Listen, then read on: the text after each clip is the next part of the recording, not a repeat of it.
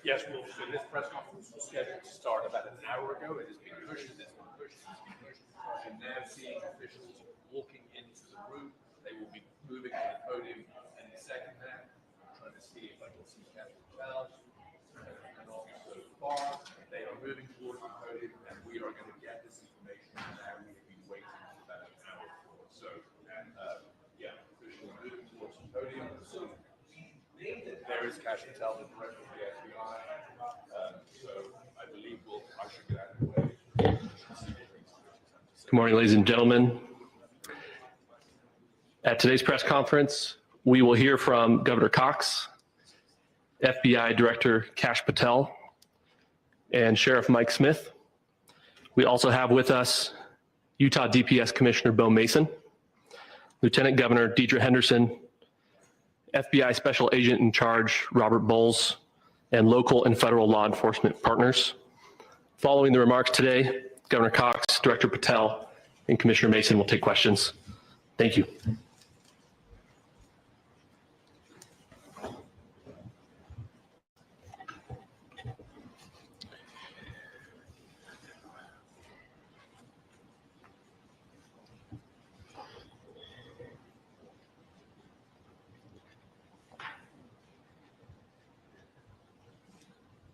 Good morning, ladies and gentlemen. We got him. On the evening of September 11th, a family member of Tyler Robinson reached out to a family friend who contacted the Washington County Sheriff's Office with information that Robinson had confessed to them or implied that he had committed the incident. This information was relayed to the Utah County Sheriff's Office and scene investigators at Utah Valley University. This information was also conveyed to the FBI. Investigators reviewed additional video footage from UVU surveillance and identified Robinson arriving on UVU campus in a gray Dodge Challenger at approximately 8:29 a.m. on September 10th, in which he is observed on video in a plain maroon t-shirt, light-colored shorts, a black hat with a white logo, and light-colored shoes. When encountered in person by investigators in Washington County on September 12th, in the early morning hours, Robinson was observed in consistent clothing with those surveillance images. Investigators interviewed a family member of Robinson who stated that Robinson had become more political in recent years. The family member referenced a recent incident in which Robinson came to dinner prior to September 10th, and in the conversation with another family member, Robinson mentioned Charlie Kirk was coming to UVU. They talked about why they didn't like him and the viewpoints that he had. The family member also stated Kirk was full of hate and spreading hate. The family member also confirmed Robinson had a gray Dodge Challenger. Investigators identified an individual as the roommate of Robinson. Investigators interviewed that roommate, who stated that his roommate, referring to Robinson, made a joke on Discord. Investigators asked if he would show them the messages on Discord. He opened it and showed several messages to investigators and allowed investigators to take photos of the screen as each message was shown by Robinson's roommate.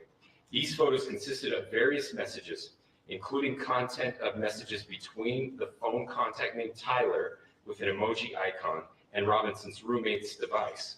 The content of these messages included messages affiliated with the contact Tyler, stating a need to retrieve a rifle from a drop point, leaving the rifle in a bush, messages related to visually watching the area where a rifle was left, and a message referring to having left the rifle wrapped in a towel.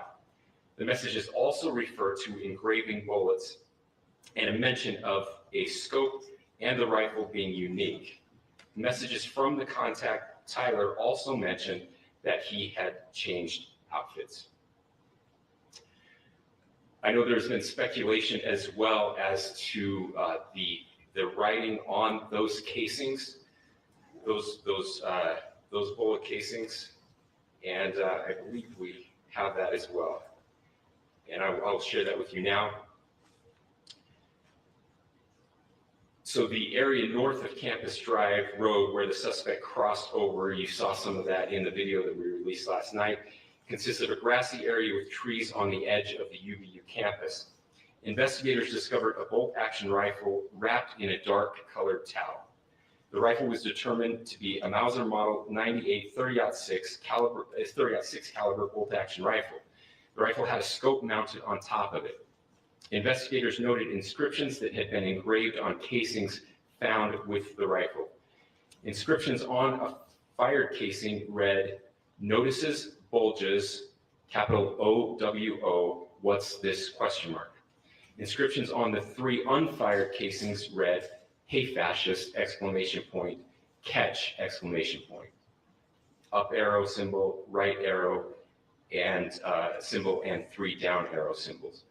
A second unfired casing read, "Oh Bella Chow, Bella Chow, Bella Chow, Chow Chow." And a third unfired casing read, "If you read this, you are gay, LMAO." We are indebted to law enforcement across the state who's worked seamlessly together, local law enforcement, state law enforcement, and our federal partners with the Federal Bureau of Investigation. We're grateful for everyone who worked together in such a short amount of time to find this person and to bring justice. I want to thank the public who has been so engaged, reviewing videos, helping us with sending in tips, and helping us get to this point. I want to thank the family members of Tyler Robinson who did the right thing in this case and were able to bring him into to law enforcement as well. I especially want to thank the family of Charlie Kirk, Erica, Charlie's parents, his children. I want us to be thinking of them as we bring justice in this case. They will be involved in that justice. We will be working very closely with them as we move through this process as well. This is a very sad day for our country, a terrible day for the state of Utah, but I'm grateful that at this moment we have an opportunity to bring closure to this very dark chapter in our nation's history. With that, I'll now turn the microphone over to the Director of the FBI, Kash Patel. Thank you, Governor. This is what happens when you let good cops be cops. The FBI and our partners are proud to stand here today together to bring justice to the family of Charlie Kirk and honor his memory. I want to express my deep gratitude to President Trump, the Vice President, and the entire White House who have been so incredibly supportive with both resources and just personally to the FBI as a team. They had our backs the entire way, and I just want to express my gratitude for giving us the resources we need to operate in this space to bring this sort of justice at this sort of speed. In 33 hours, we have made historic progress for Charlie. Governor Cox, our partnership has been absolutely incredible these last few days. Our partnership will endure. Your state and local partners, your sheriffs, your DPS community has been unbelievably impressive in the hardest of times. And a case like this cannot be solved, cannot be brought without partnering with your state and local authorities. The FBI has a certain role to play. We will play that role, and we will lead after the federal government. Governor Cox, we are so grateful for your state partnership that led out on this investigation. A little bit of the timeline. Charlie was shot at 12:23 p.m. on Wednesday. The first FBI agents arrived on scene in 16 minutes with chiefs of police at 12:39 and secured the scene. The FBI immediately launched fixed-wing assets. We utilized these assets to transport personnel, specialty technicians, hostage rescue teams. We also utilized these assets to go back. Your AI coding agent is only as good as the prompts and the context you give it. That's why this is a killer feature. Look how I take this vague feature request and turn it into this ATF. At my direction, the FBI released the first set of FBI photos of the suspect at 10 a.m. local time on 9/11. Then, shortly thereafter, the FBI reward of $100,000 was released at 10:45 a.m. local. Myself and Deputy Director Bongino arrived on the scene at approximately 5:30 p.m. on 9/11. The governor led a press conference last night at approximately 8 p.m., where at my direction, the FBI released a never-before-seen video of the suspect. We also released new images to the public of the suspect. And just last night, the suspect was taken into custody at 10 p.m. local time. In less than 36 hours, 33 to be precise, thanks to the full weight of the federal government and leading out with the partners here in the state of Utah and Governor Cox, the suspect was apprehended in a historic time period. And I want to highlight what Governor Cox said. This would not have been possible without you, the media, and you, the public. That's why we went so public, so fast, and we're so transparent, and we're committed to that transparency. The crime scene, just a little bit there. It is a large crime scene. State and local authorities, along with federal authorities, processed that crime scene quickly. And I even had the ability to walk through that crime scene and walk through the steps the suspect took to learn more about what was needed and what resources we needed to bear to create a full picture for the FBI and leadership back in Washington. Furthermore, thankfully to state and local partners, forensic evidence has been seized and continues to be garnered. Forensic evidence has already been evaluated at FBI laboratories in Quantico and state and local authorities here. We will continue to process evidence as we see it, as we collect it, and we will continue to deliver to Governor Cox and his team. Last night, we had a total of approximately 7,000 leads. As of this morning, thanks to your great work, we have over 11,000 leads that were called in to the FBI. And we are running out every single lead that we can. Every one of those leads will be run out. The arrest is a testament to the dedication of good law enforcement being great and partnerships in law enforcement, which I've tried to highlight as my tenure as the director of the FBI. There is no better relationship for law enforcement than the FBI to partner with state and local authorities, and you've seen it here in these last few days. The FBI Salt Lake Field Office, along with our offices in LA, Phoenix, Denver, San Antonio, Las Vegas, Pittsburgh, Buffalo, our headquarters component in Quantico, all participate in the FBI. I want to express my deep gratitude to the employees of the FBI, the men and women, the evidence response team tacticians, the special operators, the agents, the support staff. You have done monumental work in historic time when the public, who had a right to demand such an expeditious solving of an investigation, the FBI answered that call diligently, critically important to our nation, and we delivered. And I'm proud to be their leader, and I'm proud to be the director of the FBI. This is a very much an ongoing investigation, as the governor said, and we will continue to work with state and local authorities to develop the investigation, to provide them the evidence they need for their ongoing prosecutions. And we will be here to answer every call they absolutely have, as long as it takes, for as long as we need to find and apprehend whatever suspects were involved in this crime. Lastly, to my friend Charlie Kirk, rest now, brother. We have the watch, and I'll see you in Valhalla.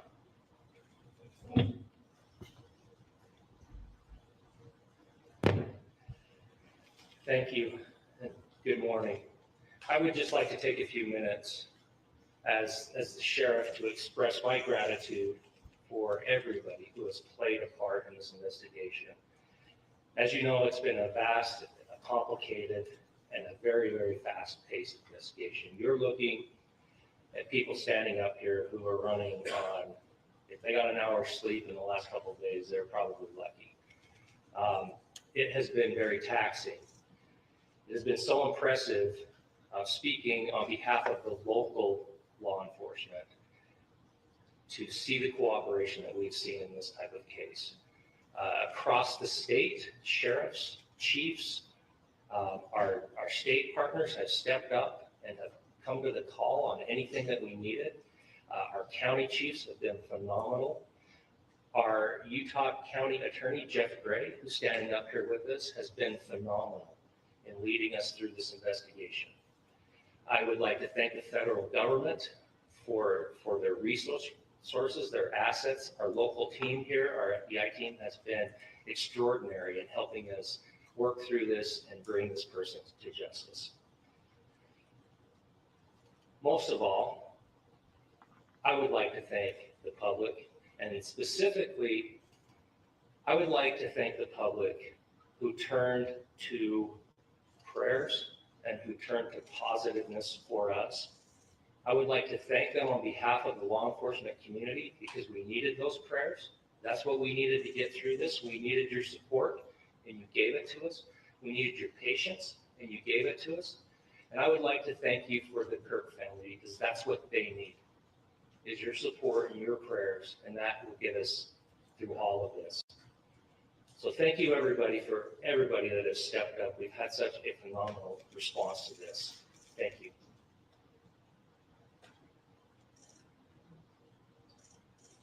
I also want to give a special thanks to the Attorney General and the Department of Justice. Their unwavering support and their commitment to justice is shown true here. And without AG Bondi and Deputy Attorney General Todd Blanche and the resources they brought to bear, we would not have been able to complete our mission. And I just want to say special thanks. It's an honor to be a part of the Department of Justice. Thank you again to our incredible law enforcement team who has worked so hard. Sheriff, I got a solid 90 minutes last night, so I'm probably the most well-rested person up here. Ladies and gentlemen, I hit the microphone, so I hope you'll permit me a moment just to share a few more thoughts about where we are and how we got here, and maybe a little bit of where we go from here. I don't want to get too preachy, but I think it's important that we, with eyes wide open, understand what's happening in our country today. I've heard people say, well, why are we so invested in this? There's violence happening all across our country, and violence is tragic everywhere, and every life taken is a child of God who deserves our love and respect and dignity. This is certainly about the tragic death, political assassination of Charlie Kirk. But it is also much bigger than an attack on an individual. It is an attack on all of us. It is an attack on the American experiment. It is an attack on our ideals. This cuts to the very foundation of who we are, of who we have been, and who we could be in better times. Political violence is different than any other type of violence for lots of different reasons. One, because in the very act that Charlie championed of expression, that freedom of expression that is enshrined in our founding documents, in having his life taken in that very act, makes it more difficult for people to feel like they can share their ideas, that they can speak freely. We will never be able to solve all the other problems, including the violence problems that people are worried about, if we can't have a clash of ideas safely and securely. Especially those ideas with which you disagree. That's why this matters so much. Over the last 48 hours, I have been as angry as I have ever been, as sad as I have ever been. And it was, as anger pushed me to the brink, it was actually Charlie's words that pulled me back. I'd like to share some of those. And specifically right now, if I could, I need to talk to the young people in our state, in my state, and all across the country. As President Trump reminded me, he said, you know who really loved Charlie? The youth. He's right. Young people loved Charlie, and young people hated Charlie. And Charlie went into those places anyway. And these are the words that have helped me. Charlie said, when people stop talking, that's when you get violence. He said, the weak can never forgive. Forgiveness is the attribute of the strong.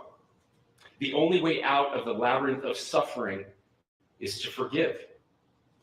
Welcome without judgment, love without condition, forgive without limit. He said, always forgive your enemies. Nothing annoys them so much. A few months ago, I referenced this last night, Charlie posted to social media, when things are moving very fast and people are losing their minds, it's important to stay grounded. Turn off your phone, read scripture, spend time with friends, and remember, internet fury is not real life. It's going to be okay. He again said, when you stop having a human connection with someone you disagree with, it becomes a lot easier to commit violence. He said, what we as a culture have to get back to is being able to have a reasonable agreement, where violence is not an option. Now, again, to my young friends out there, you are inheriting a country where politics feels like rage. It feels like rage is the only option. But through those words, we have a reminder that we can choose a different path. Your generation has an opportunity to build a culture that is very different than what we are suffering through right now. Not by pretending differences don't matter, but by embracing our differences and having those hard conversations. I think we need more moral clarity right now. I hear all the time that words are violence. Words are not violence. Violence is violence. And there is one person responsible for what happened here. And that person is now in custody and will be charged soon and will be held accountable. And yet, all of us have an opportunity right now to do something different. I want to thank my fellow Utahns. This bad stuff happens. For 33 hours, I was praying that if this had to happen here, that it wouldn't be one of us. That somebody drove from another state, somebody came from another country. Sadly, that prayer was not answered the way I hoped for. Just because I thought it would make it easier on us if we could just say, hey, we don't do that here. And indeed, Utah is a special place. We lead the nation in charitable giving. We lead the nation in service every year. But it did happen here. And it was one of us. But I want you to look at how Utahns reacted the last 2 nights. There was no rioting. There was no looting. There were no cars set on fire. There was no violence. There were vigils and prayers and people coming together to share the humanity. And that, ladies and gentlemen, I believe is the answer to this. We can return violence with violence. We can return hate with hate. And that's the problem with political violence, is it metastasizes. Because we can always point the finger at the other side. And at some point, we have to find an off-ramp, or it's going to get much, much worse. But see, these are choices that we can make. History will dictate if this is a turning point for our country. But every single one of us gets to choose right now if this is a turning point for us. We get to make decisions. We have our agency. And I desperately call on every American, Republican, Democrat, liberal, progressive, conservative, MAGA, all of us to please, please, please follow what Charlie taught me. I'll just conclude with words I share often from a friend and author, Yuval Levin, who was asked if he was optimistic about our country. And he said, I'm not optimistic. He said, I hate optimism. God, that sounds bad. But he said, optimism is a vice. It's this idea that good things are just going to happen. He said, in the history of the world, good things have never just happened. He says, I'm not optimistic, but I am hopeful. And hope is the virtue that sits between the vices of optimism and pessimism.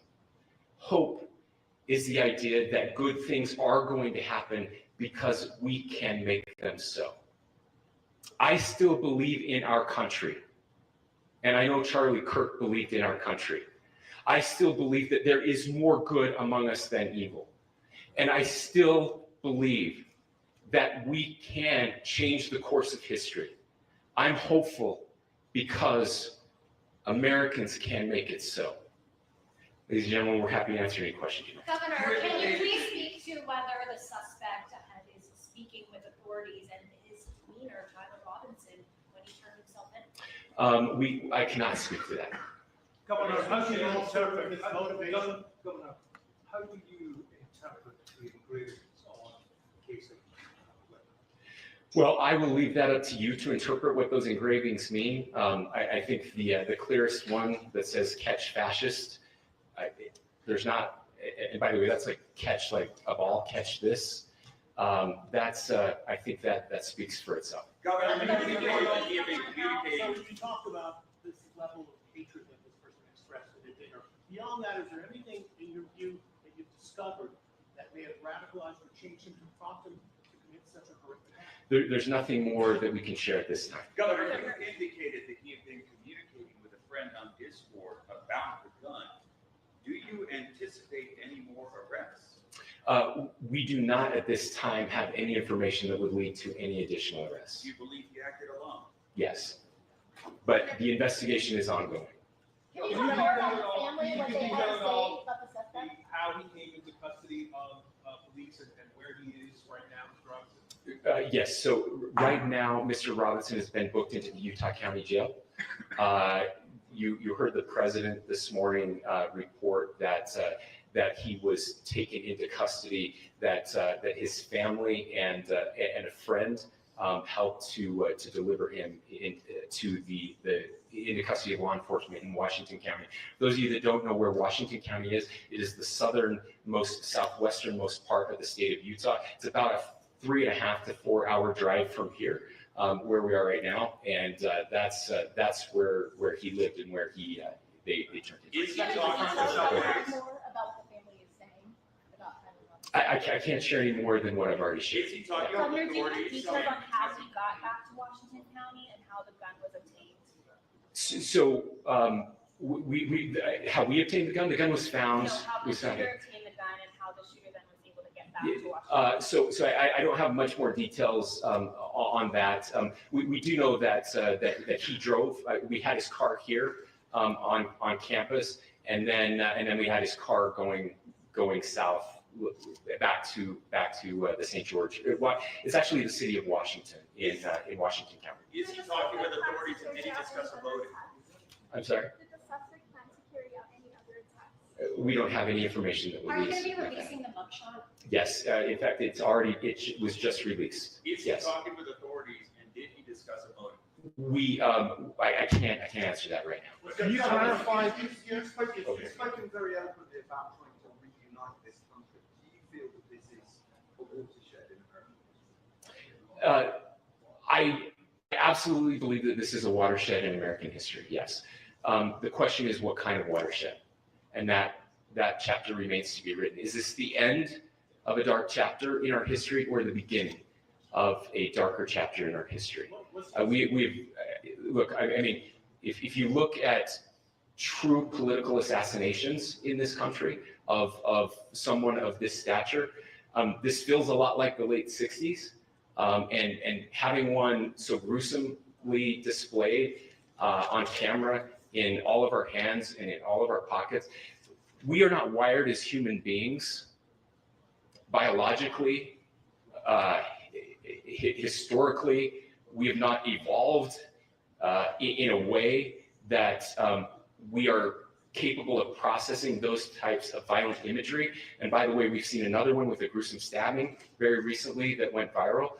This is not good for us. It is not good to consume. Social media is a cancer on our society right now. And I would encourage people to log off, turn off, touch grass, hug a family member, go out and do good in your community. That is happening, and it's happening organically right now. I had a friend in a small city in Utah who said, we're getting together, the Republicans and Democrats in my little town are getting together to have a discussion last night, just to find a way to find their better angels. So yes, this could be, I mean, again, you have to go back to JFK to have seen a video live of something like this happening. I wasn't born until 1975, but I know that things were really dark in the late 60s. Sorry to some of you. I know some of you were there. This is our moment. Do we escalate or do we find an off ramp? And again, it's a choice. It's a choice, and every one of us gets to make that choice. Two more questions right here. Could we clarify that the release of those enhanced images at 8 p.m., the timeline that Director Patel gave us, led to the arrest at 10 p.m.? Is there a direct connection between those two events? I cannot comment if there is a direct connection or not, but all I can say is that that through some process, the family came to know that this had happened. One more thing, Governor, could you just clarify the clothing issue you mentioned earlier? Was he changing outfits? Correct. Could you just clarify this? Yes. So when he's first spotted on campus, he has different clothing on, and then he changes clothing on the roof, and then changed back into that clothing at some point, so that when he was apprehended, when he was arrested, the clothing matched the clothing he had on before the shooting here at UVU. Last question here. You said that the suspect was from Utah. Can you kind of tell us a little bit more about where, and was he a student here at this university, and is there any history of mental illness? Yeah. So I don't have any information on the mental illness part. He was not a student here at UVU. He was living and had lived for a long time with his family in Washington County. Thank you, everyone, for your great work in getting this information out. I would just say, process-wise, this may be important. I know many of you aren't familiar with the process in Utah. I think it's important that you understand that. Basically, we have 3 days for charging documents to be filed. A CI will be filed. We'll have more information then, more detailed information as those charging documents are filed in preparation for a preliminary hearing. So 3 days. So we would anticipate then that early next week those charging documents will be filed. We will obviously be working. The county attorney will be working very closely with Mr. Kirk's family as those documents and decisions are prepared and made. Thanks, everyone.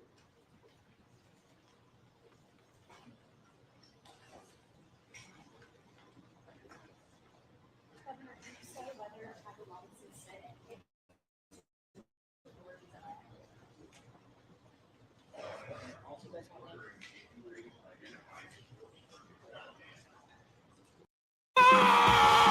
Supplies are low, deliveries are late. You can scream all day, or you can try the Webstaurant way. From cups to espresso machines, get everything you need without the stress. That's the Webstaurant way.